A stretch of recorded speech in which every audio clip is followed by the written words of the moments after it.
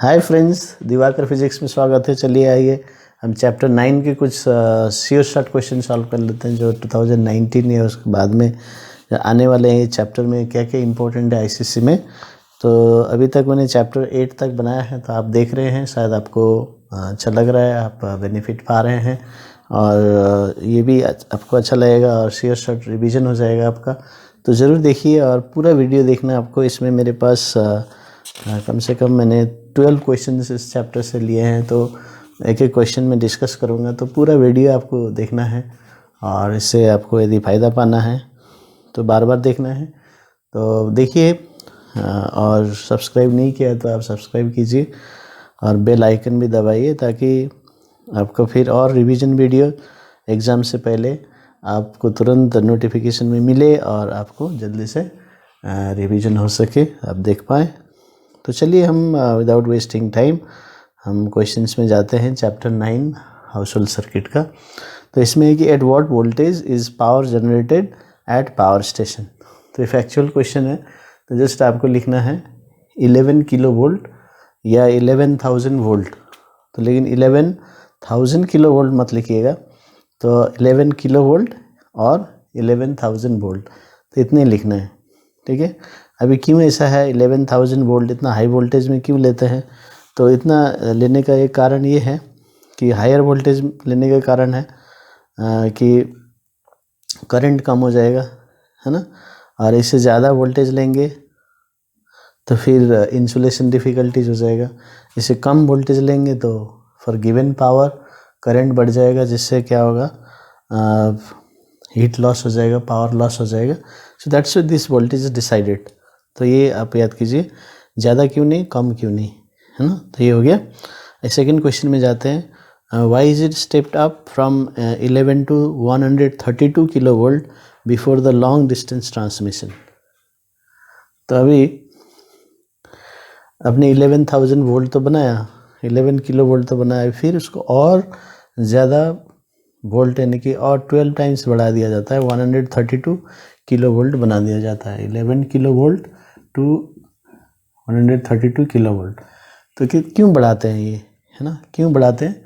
क्योंकि higher voltage में voltage जब बढ़ता है फॉर गिवन पावर करंट कम हो जाता है ना, to reduce the current, so that अभी पावर लॉस जो है I²R, तो ये power loss in the transmission line will be reduced. देखिए power loss is directly proportional to I², square का इफेक्ट है। तो इसलिए यदि हम I कम कर दें, 10 टाइम्स कम कर दें करंट को, तो हम क्या करेंगे, 100 टाइम्स हमारा पावर लॉस कम हो जाता है। इसलिए we desire to reduce the current, and that can be done by increasing the voltage for the given power. So that's why this is increased, and which device is used to increase the voltage? So ये है step up transformer. तो ये step up transformer ये next chapter में आएगा, उसमें हम detail में पढ़ लेंगे। तो आप ट्रांसफार्मर का और डिटेल चाहिए तो मेरा वीडियोज़ है, उसमें आप देख सकते हैं। ओके, तो ये हो गया important question. Name 3 wires with colour code. तो 3 वायर है हाउस होल्ड सर्किट में, कौन कौन से हैं? तो आपको मालूम है, लाइव वायर, न्यूट्रल वायर और अर्थ वायर। सो लाइव वायर को फेज वायर भी बोलते हैं। तो 3 है, तो लाइव वायर को ब्राउन लिखिए, न्यूट्रल को ब्लू लिखिए और अर्थिंग को ग्रीन या येलो लिख सकते हैं। अभी इनका पोटेंशियल क्या है, कितने पोटेंशियल में मेंटेन रहते हैं? तो लाइव होता है 220 वोल्ट जो हमारे घर में सप्लाई होता है, न्यूट्रल 0 वोल्ट और अर्थ का भी जो सिटी सब स्टेशन में neutral wire and earth wire को कनेक्ट कर देते हैं, so that earth wire is also at 0 volt and when it is required then live wire and earth wire के बीच में भी potential difference maintain हो, then the earth wire will work properly. That means the current will flow down to the earth easily because of the potential difference. इसलिए earth neutral wire को same potential में रखते हैं, that is 0 volt में। तो name of the wires, colours, and potential याद कीजिएगा तो आ सकता है। ओके, नेक्स्ट है state the function of kilowatt hour meter. तो kilowatt hour meter measures the amount of electrical energy consumed in your house by various appliances for a given period of time। तो kilowatt hour meter, तो kilowatt hour है unit of energy, तो ये क्या करेगा, it measures, kilowatt hour meter measures the amount of energy in directly in kilowatt hour, that is the business unit और commercial unit. So for the preparation of bill, electric bill, ठीक है, तो ये आप लिख सकते हैं। सेकेंड है मेन फ्यूज। अभी फ्यूज क्या करता है, it controls the current, it limits the current, it allows certain specific current, है ना, beyond that it will melt, so it will check that current. तो मेन फ्यूज क्या करेगा, so it will allow the current required for the functioning of all the appliances in your house. अभी जैसे हर एक appliance अपना अपना current according to its power rating वो करंट लेता है।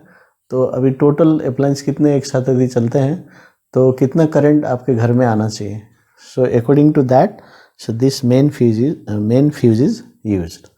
जैसे मान लीजिए 30 एम्पेयर है या 32 एम्पेयर है, 64 एम्पेयर है, तो उसके हिसाब से आप कितना अप्लायंस यूज़ करते हैं और टोटल करंट कितना फ्लो करेगा, so according to that, so main fuse is used.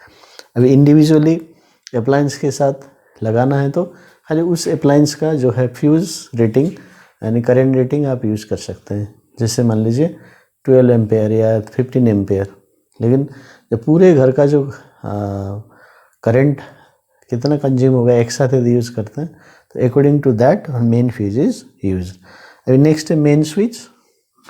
अभी स्विच क्या होता है, on and off device to make the circuit close and off. तो मेन स्विच क्या होता है, ये लाइव वायर और न्यूट्रल वायर को दोनों को ब्रेक कर देता है एक ही साथ में। So to put off live and neutral wire and to put on live and neutral wire simultaneously एक साथ। तो इसमें this circuit is totally broken you can say और detached from the main circuit. तो ये मेन्स, तो because both the live wire and neutral wire detached, तो इसलिए ये मेन स्विच का वो है। जब नॉर्मल स्विच में क्या होता है, it is connected in live wire, so only live wire is detached और कट ऑफ, है ना, स्विच ऑफ बोल सकते हैं। लेकिन मेन स्विच में आपको लाइव एंड न्यूट्रल वायर दोनों डिटैच्ड हो जाता है, ये डिफरेंस है। सो ये आपको लिखना है। नेक्स्ट है at what voltage and frequency is the electric power supplied to our houses. So voltage तो मैंने बता दिया, लाइव 220 वोल्ट और फ्रीक्वेंसी होता है 50 हर्ट्ज। तो 50 हर्ट्ज जो है ये इंडिया में सप्लाई होता है। और what is the nature of current, ये है अल्टरनेटिंग करंट।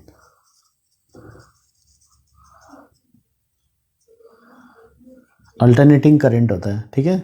तो इसका यदि हम देखेंगे तो ईएमएफ और टाइम वेरिएशन ऐसे होता है, तो ये बढ़ता है फिर मैक्सिमम जाता है फिर कम हो जाता है फिर डायरेक्शन चेंज हो जाता है, that's it is alternating current. अभी ये वाई इट इज़ प्रीफर्ड, है ना, why it is preferred over DC, because इसी यहाँ पर ये जो 11 किलो वोल्ट से हम 132 किलो वोल्ट बनाएंगे तो हमारा power loss the transmission line is reduce. तो अभी this AC can be converted easily with the transformer. अभी transformer does not work with DC, तो इसलिए DC के बदले में हम AC यूज़ करते हैं। तो ये आपको पॉइंट आप लिख सकते हैं। नेक्स्ट है state 2 properties of fuse wire. तो अभी फ्यूज वायर का property depends on the heating effect of current. अभी जब हीट हो जाएगा तब वो मेल्ट करेगा, तो इंटेंशनली हमको मेल्ट करना है व्हेन एक्सेस करंट पासेस। तो इसका मतलब हमको मेल्टिंग पॉइंट लो लेना पड़ेगा। तो इसे लॉजिकली आप याद कीजिए, उसको मेल्ट करना है हमको, इंटेंशनली उसको मेल्ट करना है, तो उसका मेल्टिंग पॉइंट लो होना चाहिए। अभी मेल्टिंग क्यों करेगा, बिकॉज ऑफ हीट प्रोडक्शन देखिए डिपेंड्स ऑन रेजिस्टेंस, तो हाई रेजिस्टिविटी होना चाहिए। तो हाई रेजिस्टिविटी होना चाहिए। तो दो प्रॉपर्टीज़ है, तो ऐसे दो प्रॉपर्टी हम कैसे पाएंगे। तो लेड एंड टिन 50% हम यूज़ करेंगे तो उसका मेल्टिंग पॉइंट 250 डिग्री सेल्सियस तक आ जाता है. तो and we have high resistivity at the same time low melting point. तो शोल्डर वायर यूज करते हैं फ्यूज वायर. अभी क्वेश्चन है कि can fuse wire copper wire be used as fuse wire. तो फ्यूज कॉपर वायर यूज़ कर सकते हैं कि नहीं. तो देखिए लेडेन टिन हम यूज़ करते हैं शोल्डर वायर. लेडेन टिन का एलो है ना. तो क्यों? Because low melting point, high resistivity, this 2 points are required. अभी इसको कैन कॉपर भी यूज, तो कंपेयर कीजिए. तो कॉपर का मेल्टिंग पॉइंट हाई है तो नहीं यूज़ कर सकते. कॉपर का रेजिस्टिविटी लो है, इसलिए हाउस होल्ड वायरिंग में हम यूज़ करते हैं. वायरिंग कनेक्शन वायर में कॉपर यूज़ करते हैं because it has low resistivity. तो देखिए दोनों प्रॉपर्टी जस्ट अपोजिट हो जा रहे हैं. So we cannot use. तो सिंपल कॉन्सेप्ट लॉजिक आप लगाइए तो आपको आंसर आ जाएगा. Next is a mixture of charcoal and salt used around the copper plate in earthing wire. तो और जब अर्थिंग करते हैं, लोकल अर्थिंग सर्किट को अर्थ कर देते हैं, अर्थ के साथ कनेक्शन कर देते हैं. सो द अदर एंड, तो वहाँ पर एक कॉपर प्लेट लेके अर्थ में, है ना, यहाँ पर ऐसे करके ग्राउंड से नीचे ये कॉपर प्लेट लेते हैं. इसमें चारकोल, सैंड वगैरह, सॉरी सॉल्ट वगैरह यूज़ करते हैं, वाटर डालते हैं स्टार्टिंग में. तो क्यों ऐसे करते हैं? To increase the conductivity between the plate and the earth. जैसे सॉल्ट है, उसका आयंस है ना. तो इसके लिए to increase the connectivity between the या conductivity between the earth and the plate. तो ये हम यूज करते हैं. नेक्स्ट है which part of the appliance is connected to the earth wire. तो जो अर्थ वायर होता है, तो this is connected to the metallic part, outer metallic part of the appliance, so that if due to any defect current flows in the outer metallic case, the user doesn't get electric shock and the current, the charge will carry to the earth easily. तो ये आप याद कीजिए. Next है why are household appliances connected in parallel. तो आपके घर में है ना बहुत सारे अप्लायंसेस है, तो वो सीरीज में नहीं पैरेलल में करते हैं. तो 2 पॉइंट्स आप याद कर लीजिए. तो एक है कि if one is switched on, others are switched on और off, others are not affected. Because parallel circuit में क्या होता है, दे हैव इंडिविजुअल पाथ, है ना, और single switch, one switch for one device. तो अपना अपना इंडिविजुअली वो काम करेगा. जैसे आप टेलीविज़न ऑन करते हैं तो फैन नहीं चलेगा, because they have individual paths, individual switches. तो ये एडवांटेज है. नहीं तो आप टीवी ऑन करेंगे तो पंखा भी चलना शुरू करेगा, सीरीज में होगा. तो the second more important point is in parallel circuit क्या होता है, वोल्टेज रिमेन्स द सेम. अभी आपको सप्लाई दे रहा है 220 वोल्ट, और आपका जो टेलीविज़न है वो भी 220 वोल्ट में काम करने के लिए बना है. आपका जो फ़ैन है आप खरीद के लगाया, वो भी 220 वोल्ट उसको चाहिए फॉर द प्रॉपर वर्किंग. अभी आपको मिल रहा है 220, एंड दोनों अप्लायंस के मोर अप्लायंसेस, ईच अप्लायंस रिक्वायर्स 220. तो आप कैसे करेंगे? तो पैरेलल में लगाने से एडवांटेज है कि वोल्टेज रिमेन्स द सेम.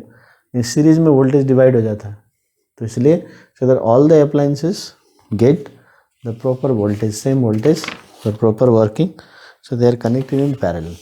तो ये आप लिखिए. Next question, name the colour of the wire where fuse is connected. तो ये मिक्स्ड क्वेश्चन है ना. Fuse is connected in live wire. अभी लाइव वायर का पहले बता दिया ब्राउन, तो सिंपल.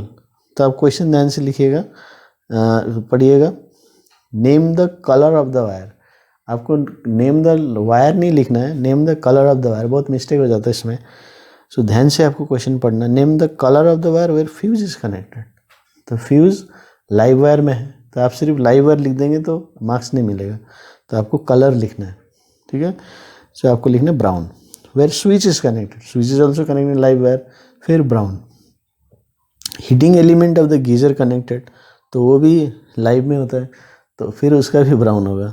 फिर outer metallic cases of the appliance connected. हाँ, outer metallic cases are connected with the earth wire. So earth wire का कलर लिखिए, ग्रीन और येलो को भी लिख सकते हैं. तो इस तरह से ध्यान से आपको क्वेश्चन पढ़ना. Okay, next, it is dangerous to connect a switch और fuse in the neutral wire.